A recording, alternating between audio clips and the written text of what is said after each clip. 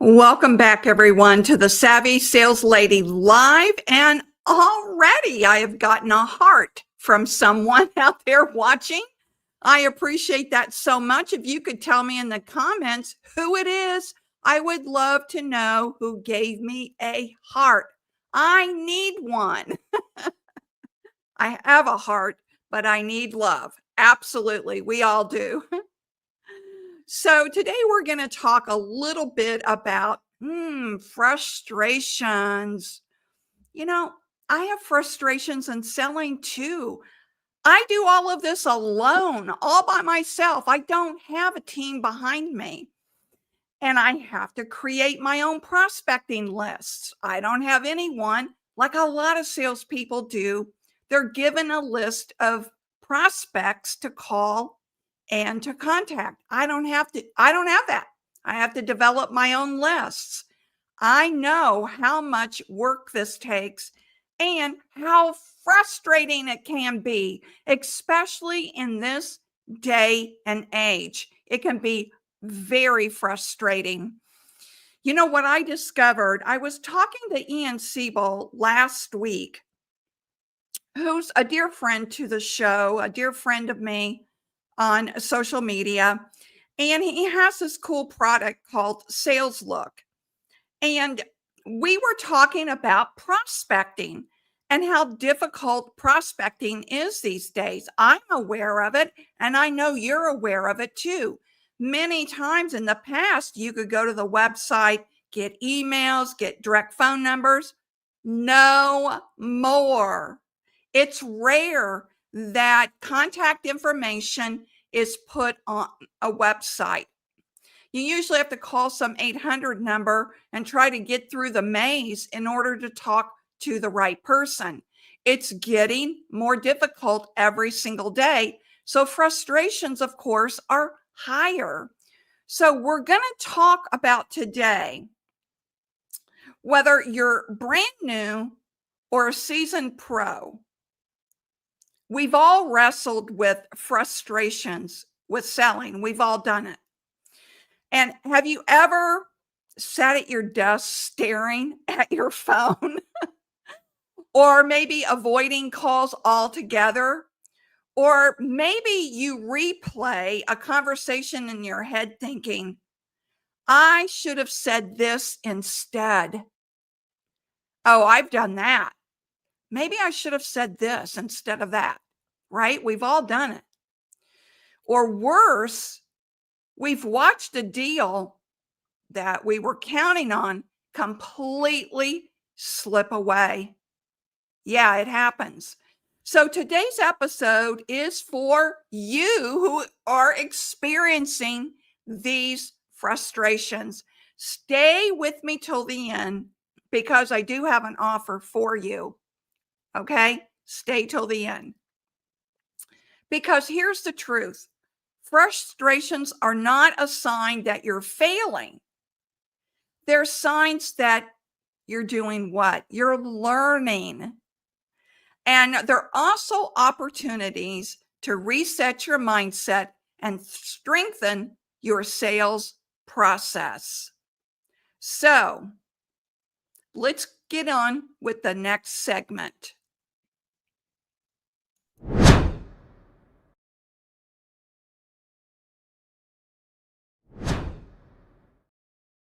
Okay, so here's part one. We want to name the frustrations, okay? Because selling can be frustrating. Prospects ghost you. Cold calls, they feel like rejection factories, right? Or you just feel like you can never get a hold of anyone. Hello, are you home? Anybody working there in that business? Can anyone answer the phone? I know how that feels because you're under pressure to hit your numbers, right? You've built your pipeline, but it feels thin. You know, you need more. I hear this so much from people that I coach, sales professionals I coach. They may have only 150 to 200 prospects, and they're supposed to work miracles with only 200 prospects. That's insane. That really is insane. You can go through 200 prospects in a couple of weeks, 2 or 3 weeks. So, that's a thin pipeline. And sometimes your confidence starts to take the biggest hit. I've heard these frustrations from lots of sales reps I've coached over the years. I've lived through them myself. Even after 50 years of selling, yes, I've been selling for 50 years, I have faced the same doubts you're dealing with right now. So frustration is universal, but what separates the pros from the quitters, because I don't want you to quit, is this: how you respond to the frustration. So part two is flipping the script. Here's the shift I want you to make today, okay? Instead of seeing frustration as like a wall stopping you, see it as a signal. If you're frustrated with prospects ghosting you, yeah, if you are frustrated with prospects ghosting you, it's a signal that maybe your follow-up system needs tightening. All right. Now, I'm going to repeat this as I always do when I talk about ghosting, and that is just make sure before you leave that phone conversation, that face-to-face meeting, or that Zoom call, that you always set the next step.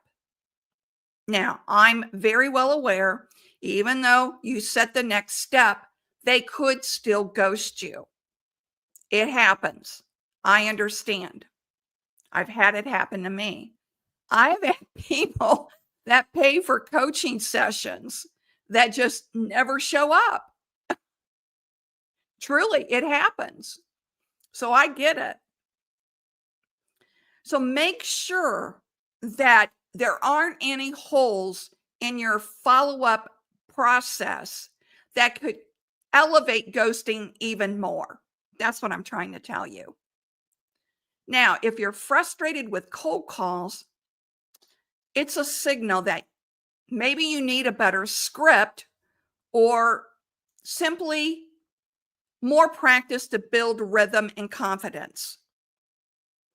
On Instagram, I posted a video by, Dana, what's her last name? She's on Fox News. She was talking about how she was listening to this podcast of this prominent person. And the prominent person, she said she had to quit listening to her because she did not know how to properly talk in tone and pace. And she kind of sounded like a schoolgirl, a schoolgirl when she was speaking by emphasizing an upward tone at every sentence. Like, you know what I mean? That does not inspire anyone to want to listen to them, especially if you're an adult woman. So I shared that on my Instagram account if you want to go look at it in the story section because I thought it was valid. So think about, especially if you are cold calling, is your tone and pace good? And I have said this over and over again. The only way to know that is to record either an actual phone call or record yourself in the voice memo of your phone, of your cell phone, and play it back and hear how the prospect hears you. Practice in that voice memo. Practice in that voice memo. Okay? Practice, practice, practice.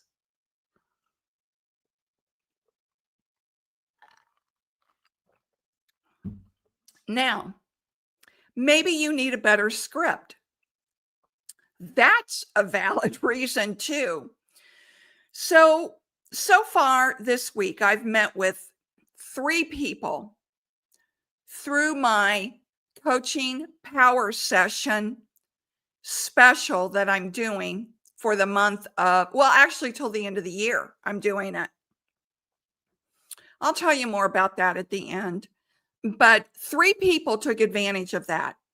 2 of the 3 people read their scripts to me, and I could not believe how bad they were. Matter of fact, I did a video about it yesterday, a live video. If you want to go to my YouTube channel and look at the live tab, I did a video about it yesterday because both of these scripts that these clients read to me, oh my gosh, they were bad. So bad. No wonder they were frustrated. I rewrite scripts all the time. Matter of fact, I have a testimonial. I'll link the testimonial in the description area in my YouTube channel so you can see the testimonial. A woman that I worked with for 16 sessions, and we'll get more into this story later in this broadcast, but I rewrote her script, and man, did she take off. So if you're frustrated with your pipeline pressure, if you're frustrated with your cold calling, all or whatever it is for you that you're frustrated with selling, all of these things could be a signal that maybe there's something wrong and you need to pay attention to it. That's really what I'm trying to say. In other words, the frustration isn't failure, it's feedback. It's feedback that something needs to change, something needs to be improved, and it may not be you at all. And feedback is fuel for growth. So let's talk about a solution framework. Okay, I want to give you, every time I bring you a problem, I want to bring you a solution. So I want to give you 3 steps you can use the next time selling feels like it's beating you up. Okay, so let's get to that. Here it is. The first thing I want you to do is pause and identify. Just don't stew in your frustration. Name what it is you're frustrated about. What exactly is driving it? Is it a lack of appointments? Is it too many no's? Is it never being able to reach anybody? Is it confidence in your product? Or maybe you need deeper understanding of your product. Whatever it is, name the frustration. All right. Then reframe the story. Instead of saying, oh gosh, I'm terrible at this, shift it to, this is the exact skill I'm building. A no isn't a rejection, it's a redirection. I did a video about rejection, a case study on a group in Utah. It's on my YouTube channel. And this group that I did a case study on never, ever lets rejection bother them at all. That area in Utah, the telemarketers in Utah, they're one of the most successful in the world because they have been trained a certain way. And one part of that training is if someone says no, they move on. That just means that person wasn't meant to have that product or service. You've got to watch that video. It is really, go and watch that video after you're done here, because they have a unique way of looking at selling. And we all need to adopt how they sell because they're so good at it. They just don't let rejection get to them. Instead, they see it as a sign that that person is not meant for their product. All right. Then step 3 is take one small action. All right. Call one prospect, send one follow-up email, rewrite one line of your script. Action is the antidote to frustration. Just don't stew. Look at everything and see what it is that you can change. And if you need help with this, then book a power coaching session so I can help you with this. We'll talk about that at the end. So let me share with you one coaching moment that I had. Okay. One coaching moment that I had. So I alluded to this earlier. I worked with a coaching client who was stuck in exactly this type of frustration. She was in a new sales job. She wanted to do really well. She had a big list of prospects, and I mean a big list. And I told her, I said, you're one of the more fortunate ones because most people I coach, their prospecting list isn't big enough. So she was frustrated because she had made a few calls and it just wasn't working. And then she pulled back and stopped making calls altogether. Why? Because she felt embarrassed. She didn't know the product well enough, and she was afraid she would look unprofessional when she made the calls. So here's what we did. We built a simple plan. I gave her many challenges, just two calls a day. We wrote out a few talking points so she didn't have to worry about being perfectly scripted. I helped her to understand that even though she didn't know the entire product line deeply, I gave her talking points to say if a prospect asked her a question that she did not know how to answer. So she'd feel comfortable saying to them, that's a really good question. Let me investigate and I'll get back to you. A simple statement like that. I gave her small wins to build confidence step by step. And that's what you need to do. Give yourself small wins to build confidence step by step. keep a success journal. I have said this over and over again too. Small wins and big wins, so that if things go off the rails, you've got your journal to see that, yes, you do know how to sell. This is just temporary. Don't lose your confidence. So within weeks, she was making calls daily, and not just 2 or 3. She was making up to 20 to 30 calls a day, booking appointments, and most importantly, she started to feel like she was in control again. Her frustration turned into excitement, and at each coaching session, this is what I loved about her. Coming into each coaching session, she had a list of questions that she wanted answers to. She was always eager to learn more. So, what's the lesson? Frustration turned into forward motion. That was it. Once she stopped fighting it and started using it, things just started falling in place for her. We did 16 sessions of coaching. Actually, I really miss her. She was so eager to learn and willing to try my strategies, and she was very successful. No doubt in my mind that she is going to be probably one of the top salespeople in her company. So let's wrap up here.